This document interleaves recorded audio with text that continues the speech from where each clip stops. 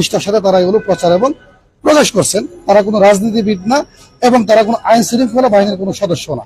এবং এই মামলায় এজাহারকারী যিনি অভিযোগটা দায়ের করছেন তিনি সুস্পষ্টভাবে বলছেন যে ভিকটিম তার ছেলে হচ্ছে রুবেল, যিনি কি গার্মেন্টস কর্মী। তার দেহে 2টা গুলিবিদ্ধ হয়, একটা হচ্ছে বুকের বাম পাশে আর একটা গুলি হচ্ছে পেটের বাম পাশে, এবং এই গুলিগুলো হচ্ছে পুলিশ কর্তৃক ছোড়া হয়েছিল।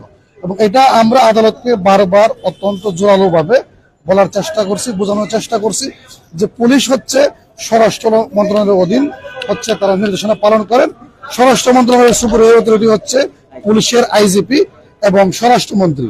নির্বাহী বিভাগের প্রধান হিসেবে তৎকালীন দায়িত্বে ছিলেন সাবেক প্রধানমন্ত্রী শেখ হাসিনা।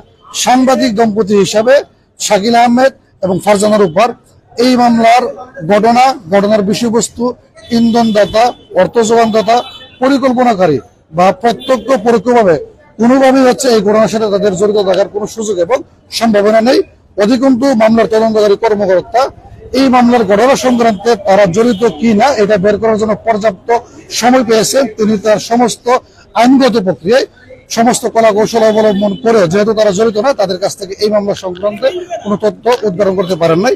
যেহেতু আমাদের আসামি আমাদের দৃষ্টিতে হচ্ছে তারা নির্দোষ, তারা এই মামলার ঘটনার সাথে জড়িত না এবং ঘটনা সম্পর্কে তারা জানেন না, তারা জামিন পর হকদার।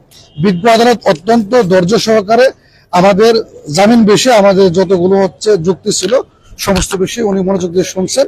পরবর্তীতে বিজ্ঞ আদালত সার্বিক পর্যালোচনায় শুনানি অন্তে এই সাংবাদিক দম্পতি শাকিল আহমেদ এবং ফারজানার উপর উভয়ের জামিনের আবেদন নামঞ্জুরপূর্বক জেল হাজতে প্রেরণের আদেশ প্রদান করেন।